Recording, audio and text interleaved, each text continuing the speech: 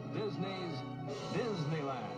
When you wish upon a star, makes no difference who you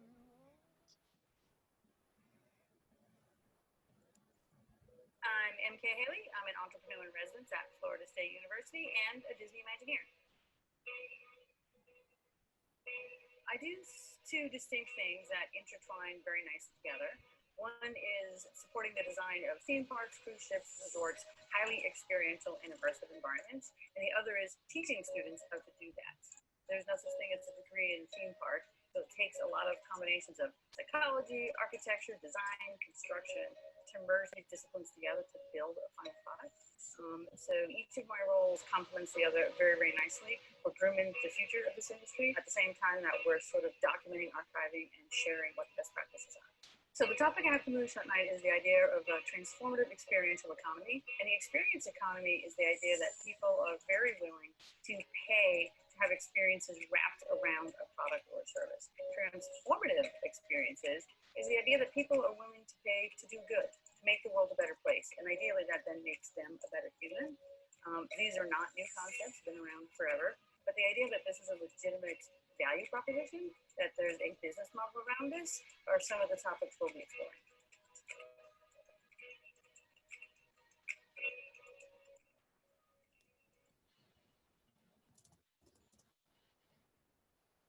Great. And MK, are you there? Yep. Thanks for pulling that together so quickly. Yeah, that was great. I know that for this audience, and we're still staring at the lovely Connie, I am at least. I know that for this particular audience, the idea that I had to teach a class on experiences that matter feels a little strange because that's the norm. But it is actually a fairly revolutionary idea, what Walt did at Disneyland and how it makes people feel. And so you've got such an amazing collection of speakers here. Just the expertise and the legacy is mind-boggling. I've been at Imagineering for about 26 years. Almost all of that has been in our R&D group. But I also have taught on the side. I've taught the art and design of themed entertainment technology for about 25 years as well. And that was a very, very close relationship between Walt Disney Imagineering and UCLA. So I'm here to talk about UCLA. Hey. So go Bruins. Marty Sklar went to UCLA. Not sure if everyone was super aware of that. He's a bit of a rabid fan. And particularly after 9/11, Walt Disney Imagineering started reconsidering how are we spending our time and money to invest in the future. At that time, we gave fairly large checks to research institutions, MIT, Berkeley, robotics labs and such. And we decided to sort of swap that model and commit ourselves. Instead of just giving money to these places, let's give Imagineers time, expertise to teach, which meant we had to sort of focus locally, right? And of course, what with Marty's connection to UCLA, that was where we picked it to go. So for the 19th year, I just finished teaching that class that we have at UCLA. I taught it for the first 3 years. I was then relocated to our Pittsburgh lab because, yep, Imagineering had a lab in Pittsburgh for 9 years. And I just went back to teaching it. Before I moved back here to California, I spent 4 years in Florida teaching the same class on behalf of the Walt Disney Company at Florida State University. And I used to be able to say there's no such thing as a degree in theme park. There's now 5 that I know of, almost all of which I helped set up. And there's quite a few minor certificates or just a class here and there in the topic. So people are getting very interested in the idea of highly immersive themed spaces that tell stories, which is not just theme parks, right? It's museums, library, archives, restaurants, aquariums, virtual spaces use the same skill sets we have. And when I started this journey, and I feel so embarrassed saying this, I had never been to a Disney park in my life. In fact, I had never even heard of them. I'm a kid from Massachusetts. I come from a family of 20 children, so like we were not going on vacation. And so it wasn't even as if my friends went and I wished I could. Like it wasn't even on my radar that theme parks or Disney was a thing. We watched The Wonderful World of Disney on TV every Sunday night at 7 p.m., but that was really my only connection to the brand. When I moved to California for grad school, Marty had started a student design competition. He was very interested in getting younger voices into Imagineering. and my school was invited and nobody was participating, and the dean was mortified. And he's like, MK, just like whip something up. It doesn't have to be good. And again, I knew nothing about Imagineering, so I just whipped something up. I didn't win the competition. I was runner-up in the competition, though. And what I won was an internship at Epcot. And my degree, and at the time, the late 80s, early 90s, this was very rare, was in virtual reality. I was doing real-time computer animation for gaming and VR. So here's how my interview went, because the interviewer was smoking. Oh. He's like, let me get this straight. You're an art major who can code on a Unix box? And me in my new suit and my new portfolio, he said, yes, sir. And he says, can you start tomorrow?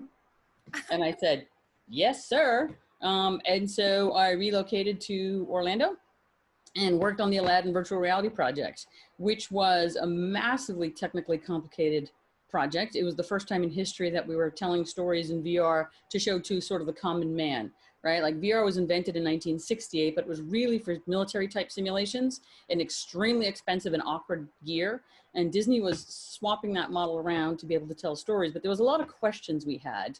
And so we opened a research lab at Epcot in the Interventions Lab in 1994. We had it staffed by grad students who helped tell the story of what Imagineering is and what VR is. And we did the world's largest, still to date, the world's largest research project on VR. What works, what doesn't work, where are people likely to look, what makes you nauseous, what makes you dizzy, because those things are different. And everybody in the world, right, has their area of technical competency, right? You're an architect, you're an engineer, you're a plumber, you're an accountant. That's what you do. Why you do it is the huge difference between that and what we all do. One of the things we like to say internally at Imagineering is we believe happy people make the world a better place. And so if there's any sort of discussion or debate about how something should move forward, just put that hat on and say, what will make our guests happier, right? And then it's fairly an easy choice usually. And so I came in with a very unique set of skills, right? I was an artist and an engineer. I had to take classes in welding and computer science and drawing. But I really didn't understand Disney or the process or anything like that. So in our first week, we're down in Epcot, and the way we had it set up is the Imagineering Lab was a recreation of our offices in Glendale, right down to nameplates on the desks and phones with a dial tone. A guest would pick it up and go, hang it right back up. And we had about 200 guests in at a time. We explained what the lab was about, what Disney was trying to do using technology to tell stories. And we took 4 guests and we took them into the back and prepped them to fly this virtual reality experience. And then all the other guests went back and watched them. And this was a research lab. Every single guest filled out a survey. We have 75,000 surveys that we collected to get some really good data. We figured out what worked, what didn't work. We changed things on the fly. And because it was a research lab, if you were super tall, super short, really big head, really little head, like you were definitely chosen, right? Because we needed data to make sure the widest amount of guests could enjoy this and could fit the head-mounted display in their head. So we had one boy come through who had been in a fire and half of his body was gone, half his face, his left arm and his left leg were gone. And he was in a wheelchair that he pumped himself, like a 1930s like pump toy. And he came through several times. He came in, saw the show, went out the back, came in the front again, out the back, came in again. And at one point he asked one of our operations cast members, do you think maybe you could pick me to fly the carpet?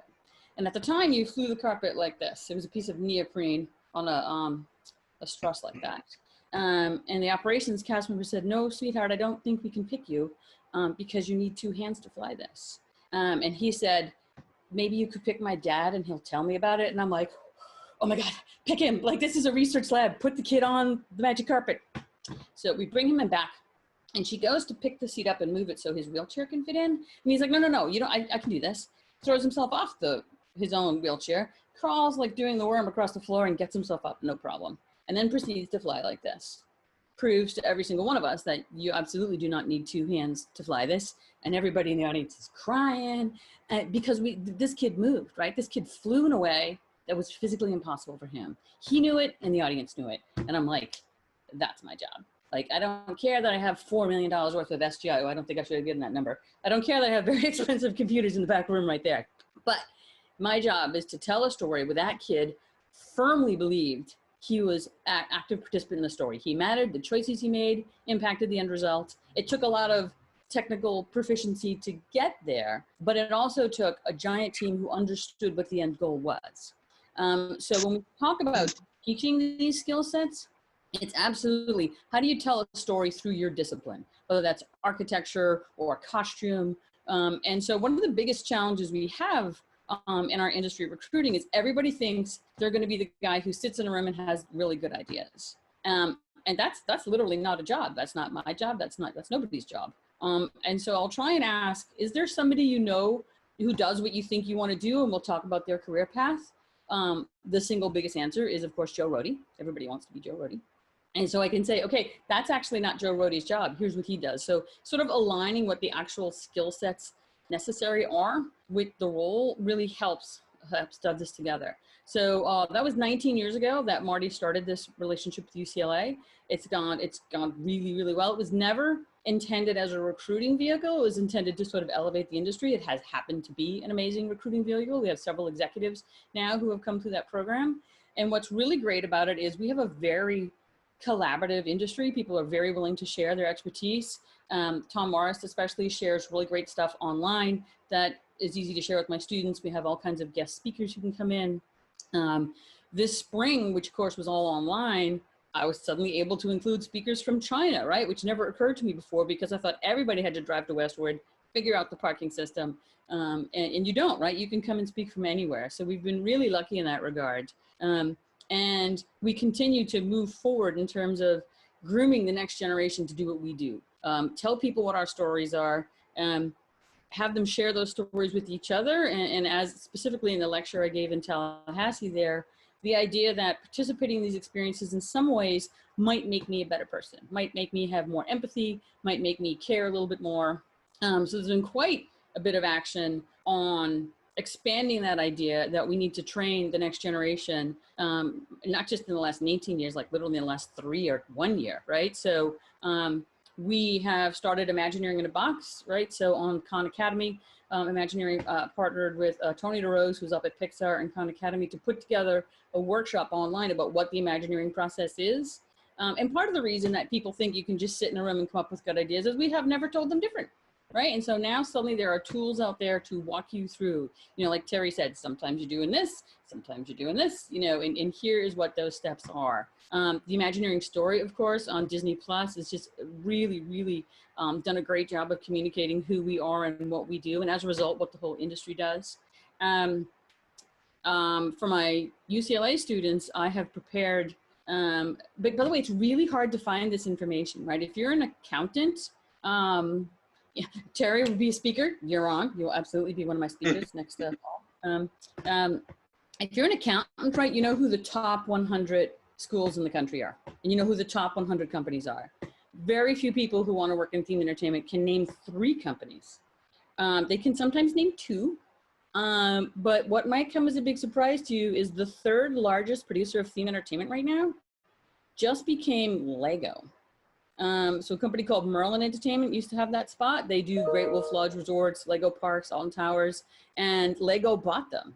And so, so if you don't even know who does what in our industry, it's hard to participate. So the industry is getting much better about sharing this. But I have what's called MK's giant Google Doc of awesome, which is a grotesquely giant Google Doc of what books should you read, who's doing what in what company, how to get a job in this industry, because it is hard to find that information, and we're doing better about sharing it. The fact that I can have a column now of what books are there to read in the industry because suddenly we're publishing more on it.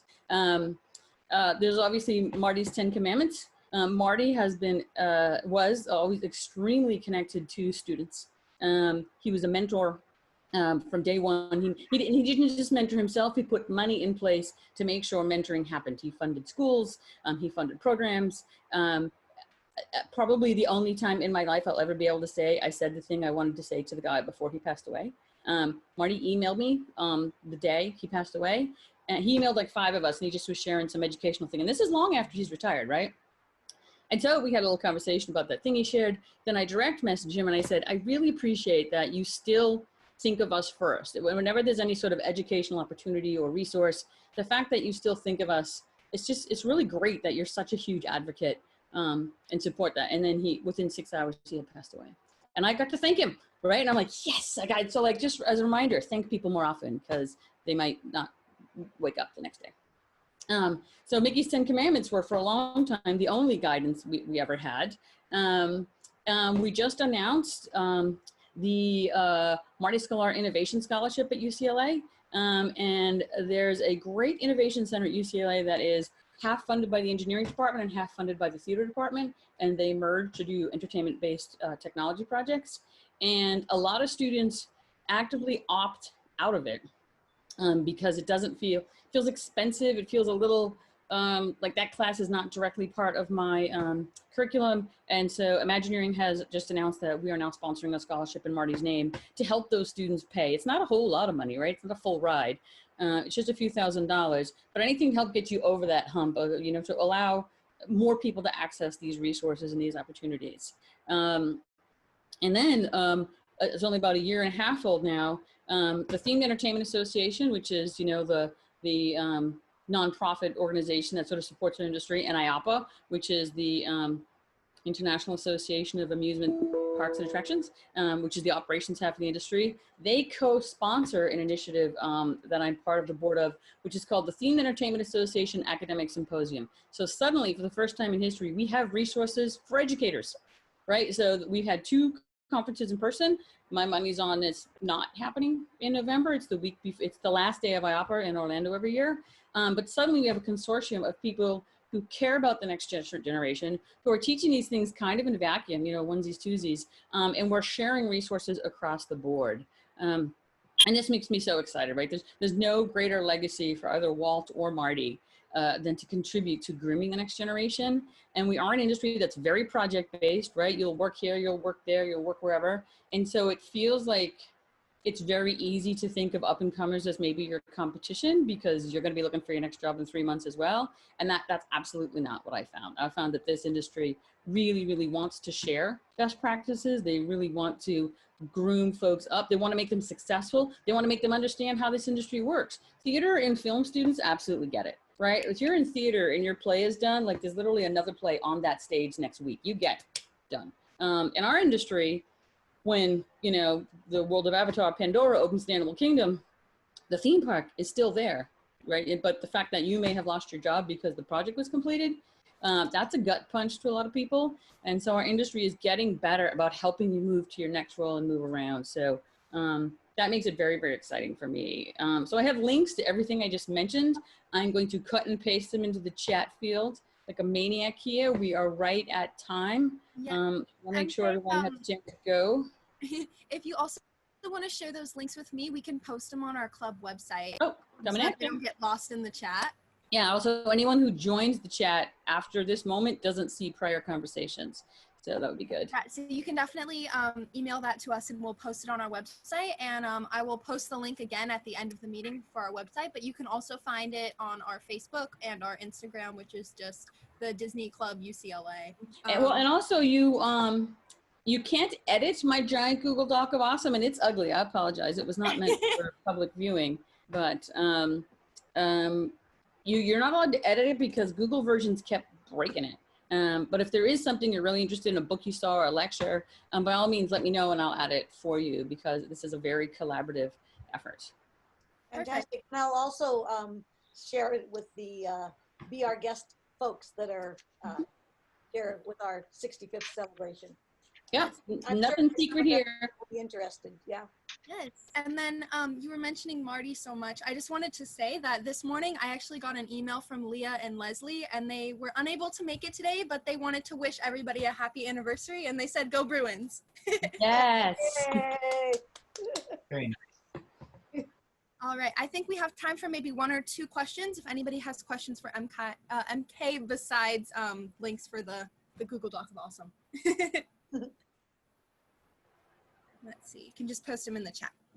One of the things that I also think is great about the class, the theater department at UCLA hosts it, theater, film, and television, but anyone can take it. It's a 2-quarter class, so it runs January to June. I had 100 students from 47 majors in my winter term. And so they get it. Like students understand that they need to go outside their comfort zone. They need to work on group projects. And it's just a pleasure to teach. Great. Let's see. We Emily got a says, question from Emily saying, what was it like working with / knowing Marty? it was remarkably chill. Like people are like, he's the boss. He's scary. He's not, you know. So I came through the student design program that he set up, which was called Imaginations, which is very specifically, let's get younger voices in here. Let's get folks we don't usually hear from. And so he was very involved in the whole process, right? So when you show up in Glendale for the finals, he's there welcoming you, and he's just so excited to have you. And then through your career, you know, we were doing some work with some projected effects in Pirates in Florida, which meant that I, as the intern, was in hip waders holding a live projector over my head aimed at the wall. And we knew when Marty's boat was coming because he was doing a creative buy-off. So it's like someone in one boat would say, he's 2 bites behind me, right? And so then we would get all the effects. So he's riding through and I'm holding my projector and being really good and really still. And as we come through the scene, Marty says, MK, are you in here? I want to see, what are you doing? And just, he was a very much a grandfatherly figure. And he's like, good job. I'm so excited to see you're working on this project. I'm like, Marty, I'm a very important projector stand right now. But yes, he was just a delight. And the idea that you could walk into his office and have conversations with him about race, about gender, about technology, about who's included and not included. Marty was having those conversations 30 years ago, which encourages us to continue to have those conversations. Great. And then But also, he is a little blind to the UCLA thing, like all other universities. as he should be. No, I'm kidding. And let's see, we have a question from Audrey saying, what do you think is the most important for students of themed entertainment to know? Well, I have a whole lecture on that too, but the thing is, set your expectations properly, like understand what the job is. I love if you're super passionate, that's a bonus, but just because you like taking baths doesn't mean you can be a plumber, right? Just because you love our product, in fact, you might be the only person in your whole town who loves your product. You do need to have a demonstrable skill set to qualify you for the role.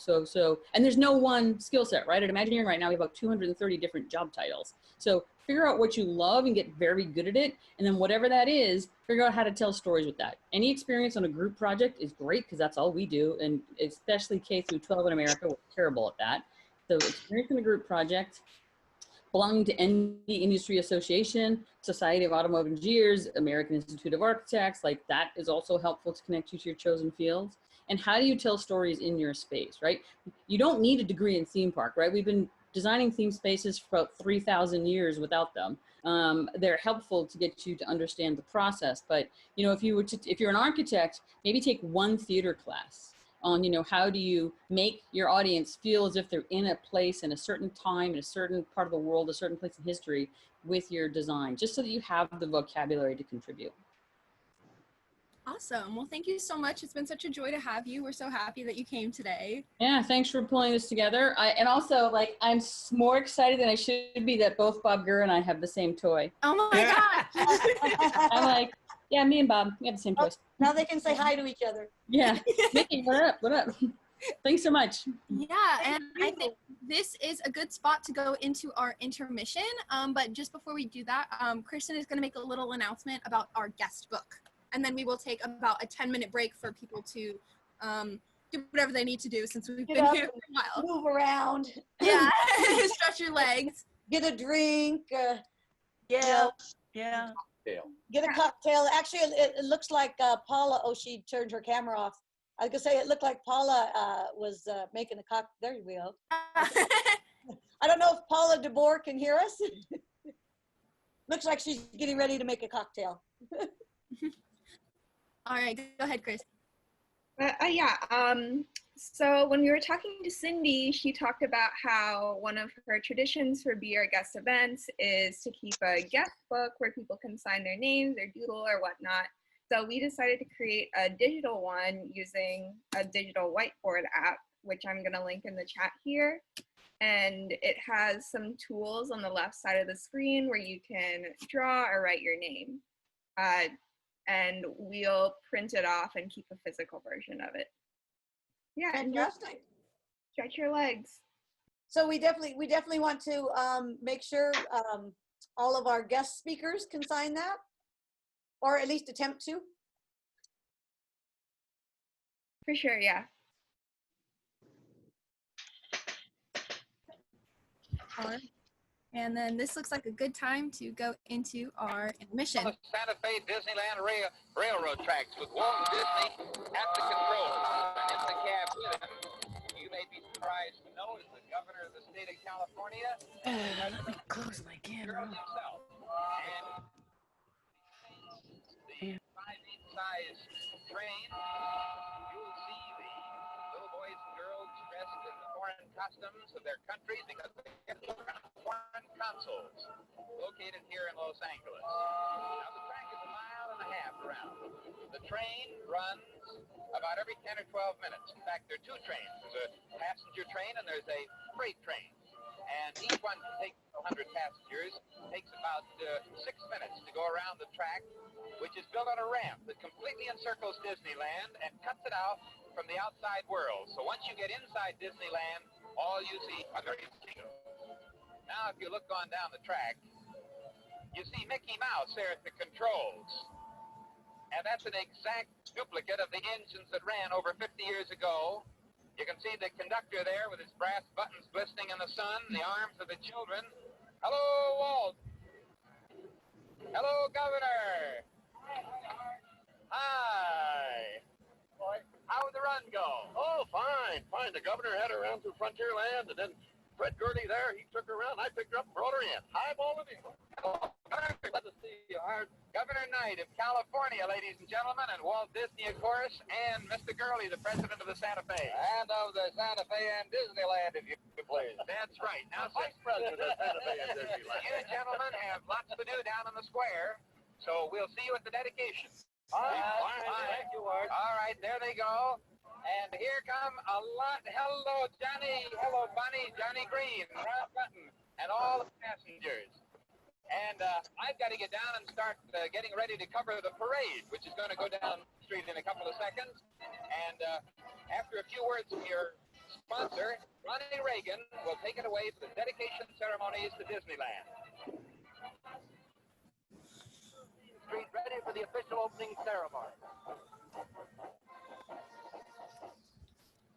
All activity on Main Street has ceased.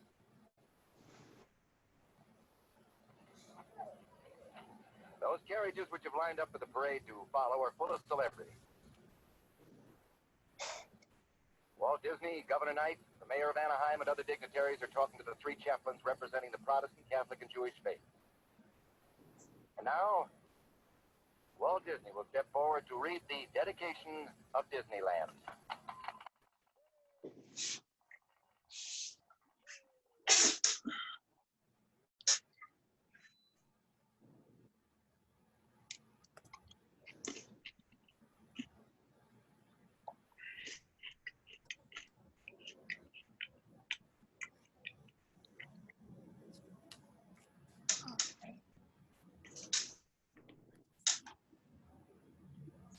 Okay, hopefully that was a good time for everybody to stretch their legs.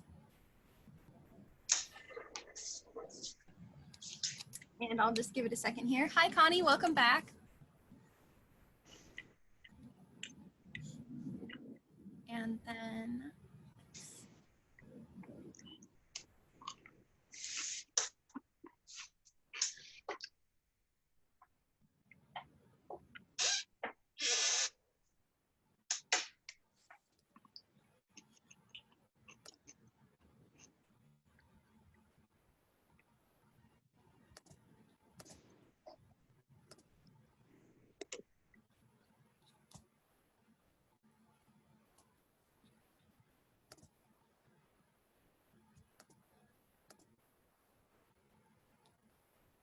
Beloved dogs in 1955, Lady and the Tramp.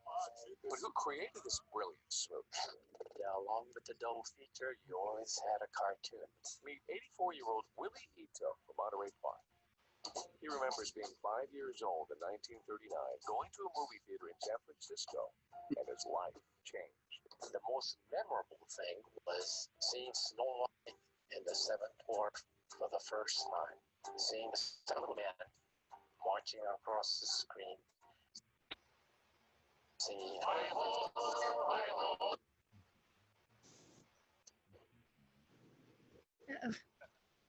technical difficulty, I guess. Oh no. Well, you know what I'll make sure I do? I will send an email to everybody, excuse me, with the link to this video in case people want to actually see the video that we're trying to show. So Yes. afterwards, I'll send Hopefully it loaded. everybody. I think it just didn't.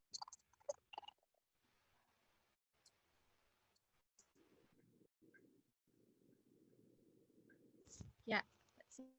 I think it might just not have loaded completely. Oh, like it didn't buffer? Let's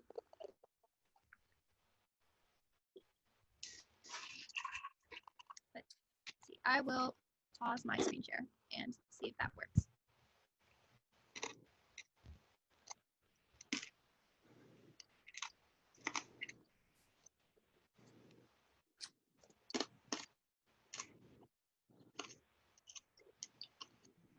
Well, it left off and the dwarfs were singing hi ho. I guess we could all join in and sing a chorus of hi ho, hi ho.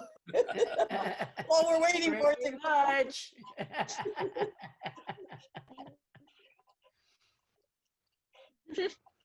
You can divvy out the parts there, Cindy.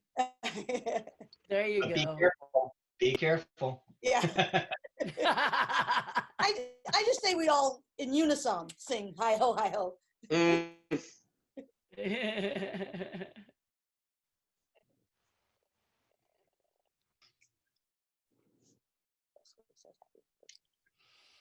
Yeah, happy birthday, Willie.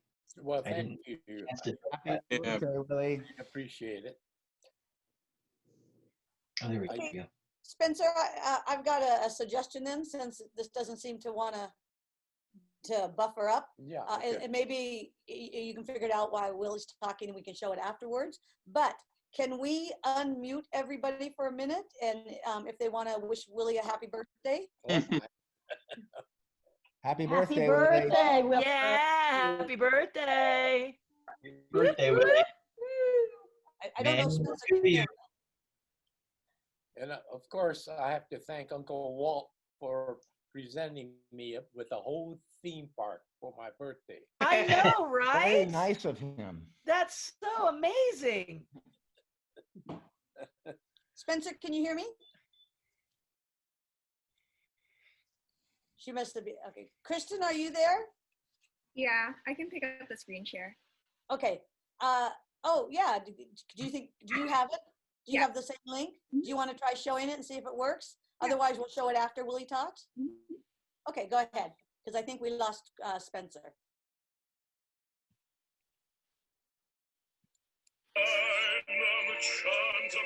That accidental spaghetti kiss between two beloved dogs in 1955, Lady and the Tramp. But who created this brilliant smooch? Now, along with the double feature, you always had a cartoon. Meet 84-year-old Willie Ito from Monterey Park. He remembers being 5 years old in 1939, going to a movie theater in San Francisco, and his life changed. The most memorable thing was seeing Snow White and the Seven Dwarfs for the first time. Seeing the seven little men marching across the screen, singing, I thought to myself, that's it. That's what I want to be. Not one of the seven dwarfs. An animated cartoonist. But before Willie could learn anything about being an artist, he had to learn some tough lessons about the world, like December 7th, 1941. Practically every street corner had newsboys shouting out, extra, extra, war. I never heard that word war before. At 8 years old, Willie was locked up in a concentration camp with thousands of other Japanese Americans, imprisoned simply because of his ancestry. Some of the early arrivals had to stay in the horse stables, and the stables were just packed dirt and manure, and the stench was something else. But while locked up, Willie honed his skills as an artist. And after the war, he continued to draw, even showing me some of his high school creations. It was these pieces that landed him an interview with Walt Disney Studios. The very first encounter, when I walk into the animation building and step into the elevator, This is Walt Disney himself. And I'm behind Walt, studying the back of his head, thinking to myself, oh my God. Yeah, literally, oh my God. Willie, fulfill the dream. And the production manager says, yeah, you're hired, so, we're going to put you in the lady unit. The first scene that they put me on was a very iconic spaghetti kissing scene. I had no idea that the scene I, worked on initially would turn out to be so iconic. Throughout Willie's career, he's drawn some of the world's most famous cartoons. But looking around his home, it's clear what is closest to his heart. The place where it all began. Not just because it was his first job, but because Disney gave a young minority who had already endured his share of prejudice an opportunity.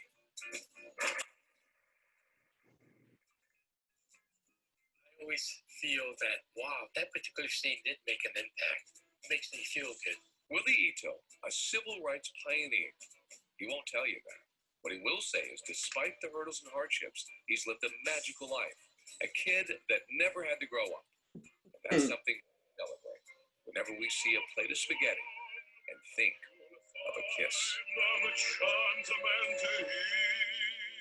David Ono, ABC 7 News. And he still hasn't grown up.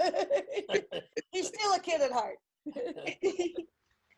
Okay, Kristen or Spencer, Spencer back? Yes, hi. Hi. Can we unmute everybody for a second? Sure. I mean, everybody. Yep. Okay. Let me see here. Let me know when you We go. Okay, everybody. Everyone is unmuted right now, and before Willie starts his segment, I wanted to give you all a chance to wish him a happy birthday if you'd like. Oh boy. So go ahead. Happy birthday. Happy birthday, Willie. Birthday, Willie. Birthday. Willie. Happy birthday. Happy birthday. Oh, Bob. It's great to be 65. Happy birthday, Willie. Happy birthday to you. Oh, thank you. And many more. Right. Yes. Well, I was 19 years old when I started at Disney Studio. Everybody is unmuted. Everybody. I'm sorry? Oh, Spencer's going to mute everybody back. Oh, okay. Okay, here we go. Oh, okay. There we go. And then, You're muted. Let me do you. there we go. Okay, go ahead. Yeah, it was 1954. I was 19 when I started at Disney Studio in the animation department. And like you saw in the video, my very first assignment was the iconic spaghetti kissing scene. And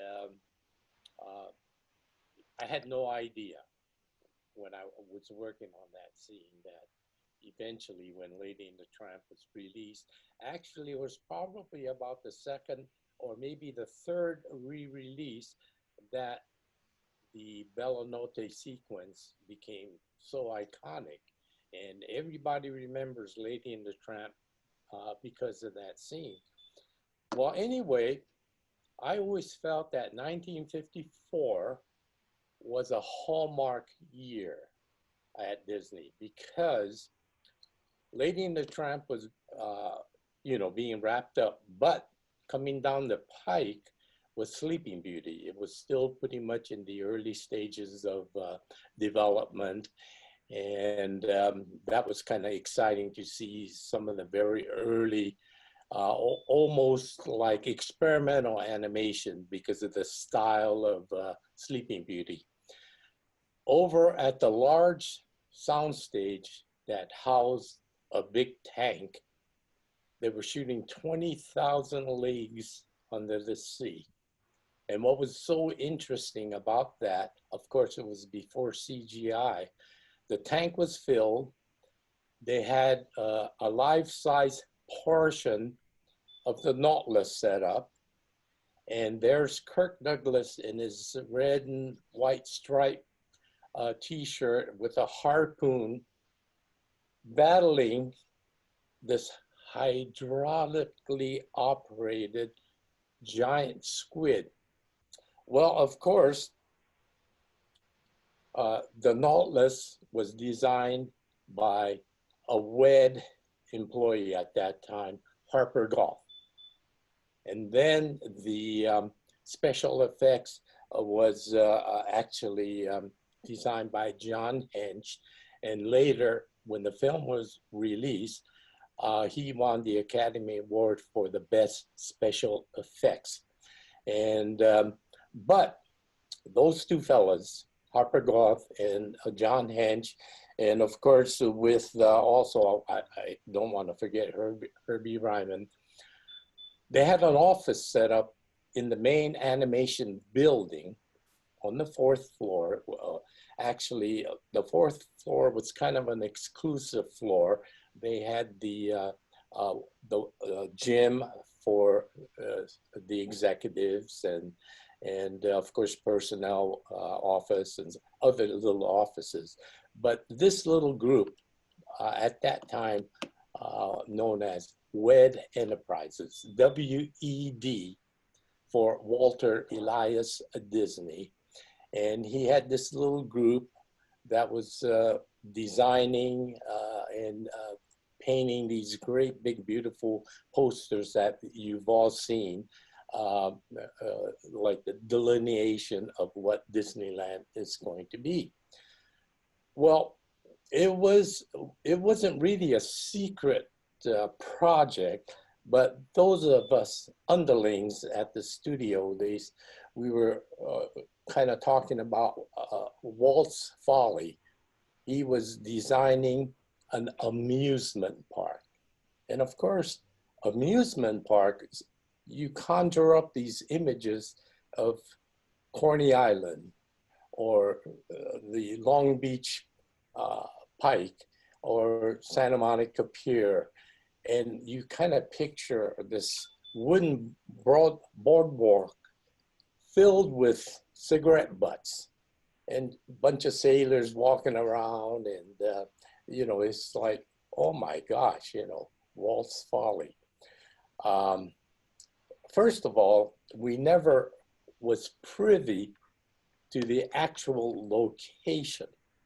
So rumors had it that, well, it may be across the street at the Riverside lot, which is the parking lot, which today houses the Disney feature animation and the ABC corporate building.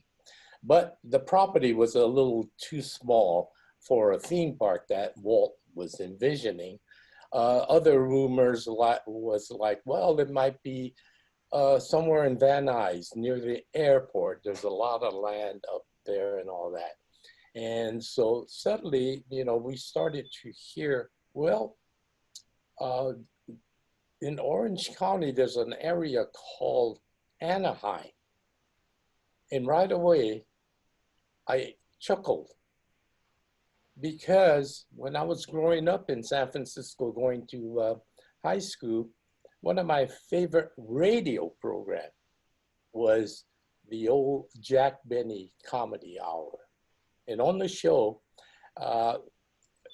Mel Blanc, who is known for doing all these cartoon voices, he would be like the incidental character that when Jack would go to the Union Station, the announcer would say, "Train now leaving for Anaheim, Azusa, and Cucamonga." And I would crack up and I think to myself, my gosh, these radio writers are just really great because they come up with these great funny names and all that.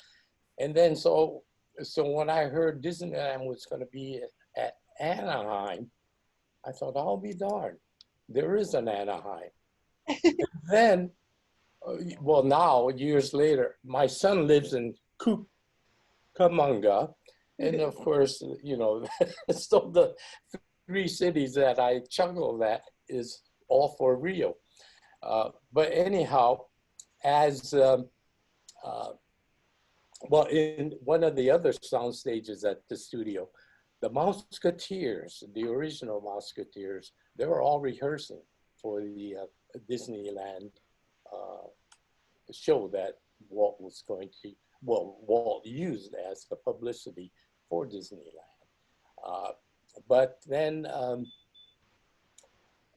well, of course, life went on at the studio, and then we started to hear that Walt would spend a lot of time going down to the park after work. I guess he had a helicopter that would take him down there, and of course, above the firehouse, he had his own little apartment where he could keep an eye on all the workers. And then after hours, he'd walk around and make notes as to what has to be corrected and all that. And yet he'd come back to the studio and he'd keep an eye on the early development of Sleeping Beauty and make sure that everything is coming along good with Lady and the Tramp. And of course, you know, 20,000 Leagues Under the Sea, that was his hallmark project. You know, it's a big project. And then the other thing is he hired his major competitor, Max Fleischer's son, to direct 20,000 Leagues Under the Sea. I guess there was kind of a ongoing battle, a rivalry between the two. But when Dave Fleischer, I'm sorry, when Richard Fleischer was hired to direct, Walt invited Max Fleischer to come out to the West and meet with him at the studio and have lunch and all that. So the two big rivals in animation made amends, you know. But so finally, you know, a year, July 17th, 1955, Disneyland saw the light of day. But after Disneyland was open and the word got out that, yeah, you know, it's a beautiful theme park. And so running alongside of the Disney studio was the 134 freeway. So a lot of tourists would be driving down the 134 freeway, and then they look over and they'll see the water tower. It's a Walt Disney production. And in front of the Buena Vista gate, it says Walt Disney Productions. So people would say, oh, there's Disneyland. So they get off the freeway and drive up Buena Vista, and there'll be a lineup of cars. And the security guard would have to come out and say, no, this is not Disneyland. You still got to go another, you know, hour or so. But so finally, they had to take down that sign, the Walt Disney Productions sign. And for many, many years, you know, thereafter, nobody really knew where Walt Disney Studio was until Michael Eisner came in, and he, you know, requested that the studio be identified again. And so that was quite an experience being there when Disneyland was still on the drawing board. In the back shops, they had set up Maple for Mary Poppins. And that's where they were doing a lot of the attractions. And one of the first things I saw fresh off the mold was the elephant, fiberglass elephant.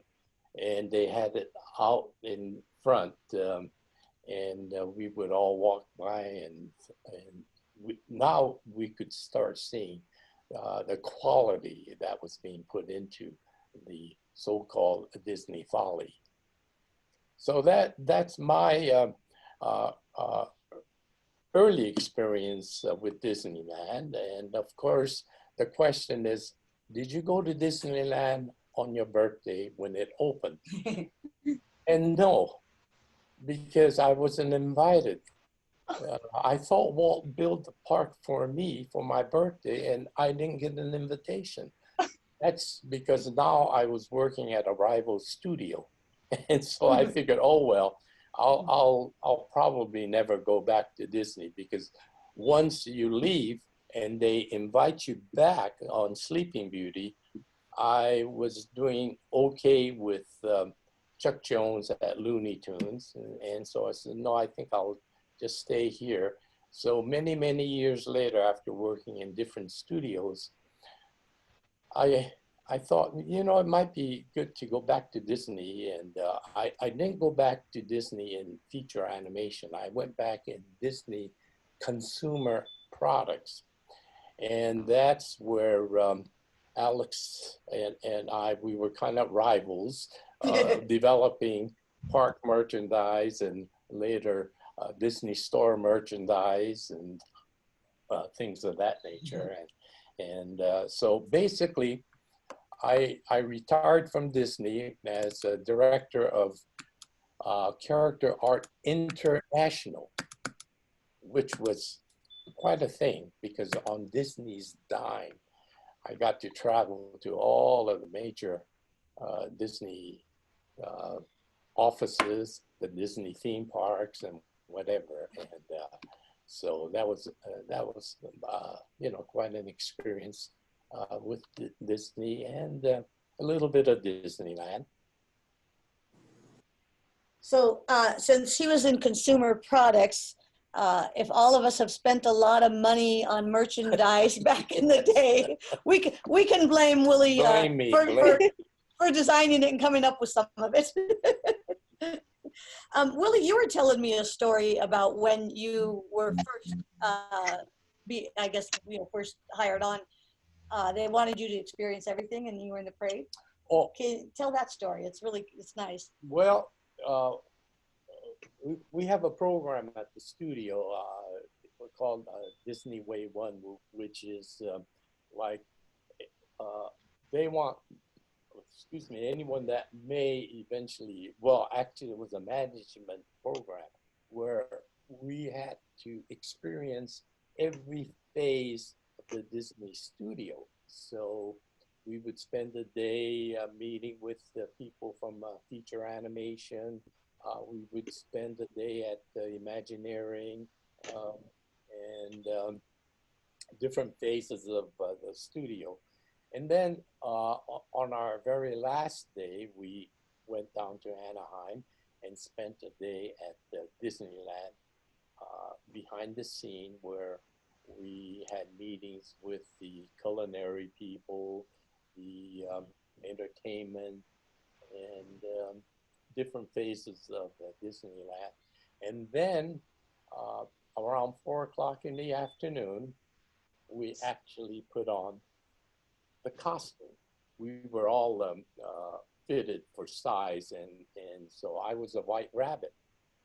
And so they opened up the doors for us to go out into the park, and I happened to be standing right in front, and so the door opened, and I walked out, and there was a little girl and her father sitting at the curb, and the little girl looked up, and I came out as a White Rabbit, and she ran over and hugged my legs, and it was so moving, because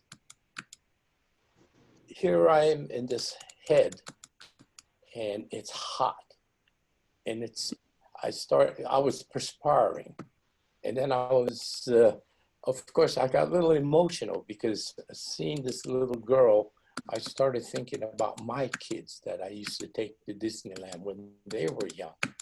So I got quite emotional.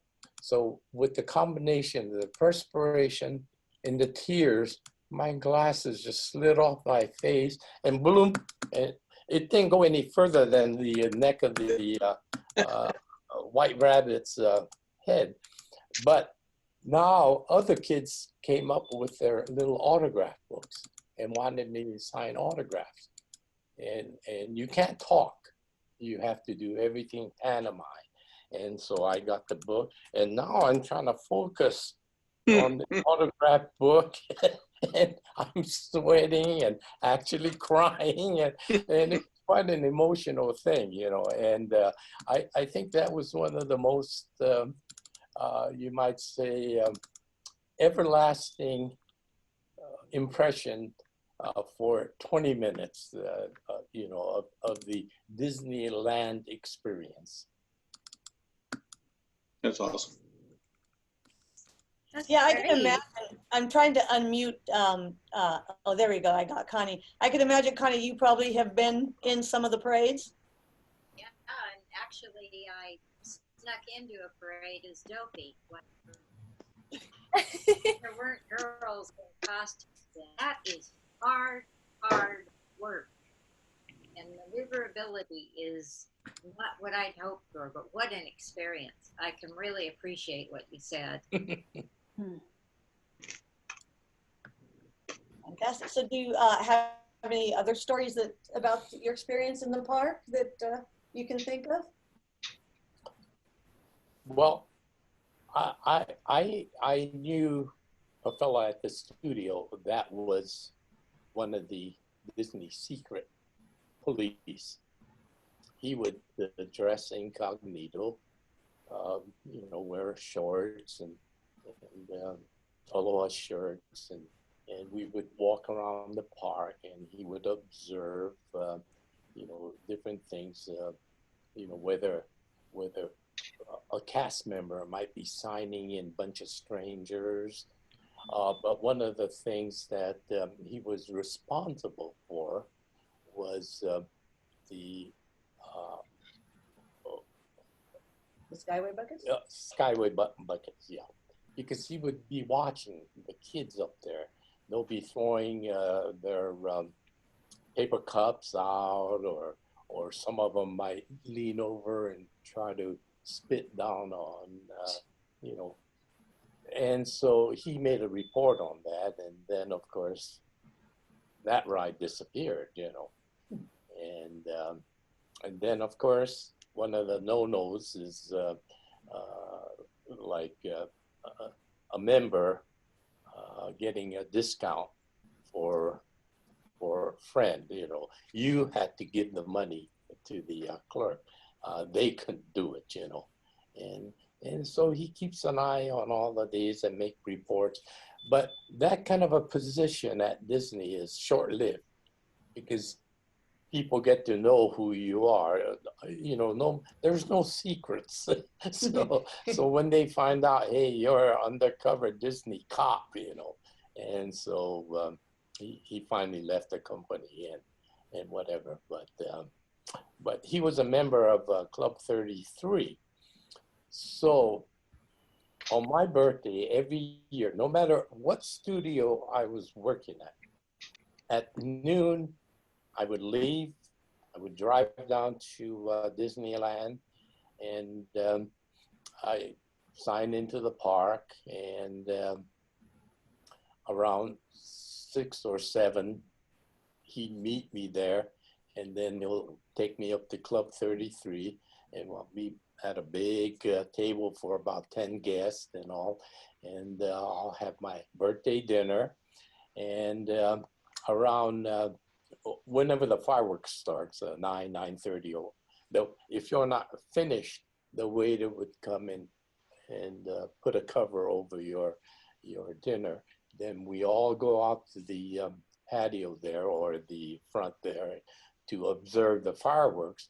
And I sit there and watch the fireworks and says, oh my gosh, all this fuss over my birthday. But I was visiting Tokyo Disneyland, and it was really a rainy day, and they says, well, you know, today's the only day that because at that time, Tokyo Disneyland, you had to make reservations to go. And so the Disney office in Tokyo sent me to Disneyland to spend the day. And then again, around 7 o'clock, I met the little group from our office in Tokyo, and we went to their Club 33. And wow, Mickey and Minnie came out dressed in a Japanese kimono, and big celebration. And now that I knew it was all for me. But great experience, great Disneyland of different places, you know. And of course, Terry, you know, I got to see a dragon, and it was awesome. So Paris. Yeah, Dragon's Lair. I believe Terry might have stepped out by now because she has her other Zoom that she's on. So I think Willie, this is Margaret. Oh, hi, Margaret. Hi there. I haven't seen you in years. I know. We keep missing each other. But one of the things I wanted to ask, and I have my career is tied up in this. What do you think about the popularity of the Peter Pan ride from the very beginning of 1955, and you still go there, or what we could, and people are lined up in a 45-minute wait, 50-minute wait, chatting with each other. It just gives me a thrill. Yeah, you should be very happy. And the popularity of Tinkerbell as merchandise, like for instance, Tokyo Disneyland. See, Tokyo or the Japanese culture, they like what they call kawaii, cute. Why? That's really cute. And of course, Tinkerbell falls into that category.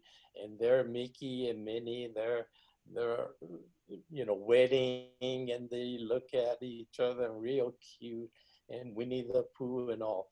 Then you go to, I was at our office in Italy where they generate a lot of artwork for like Disneyland Paris and all. And they have a different take on the character. It's a little more edgy. Donald Duck is always angry, and Uncle Scrooge is a favorite. And so the characters are slightly different. So that's when Michael Eisner thought that maybe we should try to uniform the Disney characters worldwide. So they created this huge standard character model sheets, which didn't really go over with different offices because they all do their standard characters with their own little touch to it, you know. And there's always been that little, when New York had the consumer products office, you know, Burbank would say, hey, we do the best Mickeys. And of course, you guys think you guys do the best. And Alex will tell you his is the best, right, Alex? We did the Yeah, so you know, it's one of those little competitive things, which is healthy, you know. Then you get the best out of the offices. And Is there a Peter Pan ride in the other parks? Yes. Do the other parks have Peter Pan ride? Tokyo has a Peter Pan ride. In Shanghai. The last time I was in Paris, I really didn't pay too much attention to the kiddie rides. They do.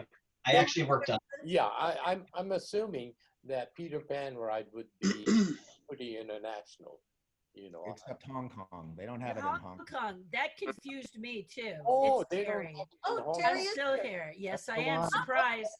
I looked everywhere for a Tinkerbell in Hong Kong, and it was just impossible to find her. She was in a parade, but she Right. was in none of the merchandise, and it was so surprising to me because she's such I'll a be powerful darned. character. But they love that little bear. Mhm. They're all about that little bear. I know. Yeah. Shanghai Disneyland also has Peter Pan. Which one? Shanghai. Shanghai. Okay. Yeah. Yes. Yeah. I've yet to visit Shanghai. Time to thicken. It was on his bucket list, It was. and all of a sudden in March he says, maybe we'll put that on hold for a while. Yeah, with this virus thing, I don't know. It's like, When it calms down, it's worth a trip. You got to do it. yeah.